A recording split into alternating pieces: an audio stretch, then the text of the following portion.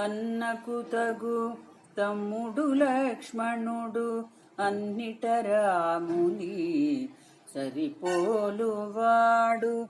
అన్నకు తోడు నీడయై చెలగెడు అజేయుడు శత్రుభయంకరుడు. సామాన్యులు కారు సోదరులిరువురు నిన్ను వెదకొచుమాము కలసినారు అని హనుమంతుడు సీతతో పలికే.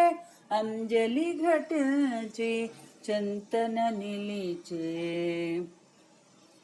పవన కుమారుని పలుకులను విని అతడు నిజముగా రామదూతయని ఆనందాశ్రులు కన్నులు నిండగా చిరునగవులతో జానకి చూడగా, ఇదిగో తల్లి ఇది తిలకింపుమో రాముడంపిన అంగుళీయకము అని హనుమంతుడు భక్తి మీరగను అంగుళీయకమును సీత కొసగెను.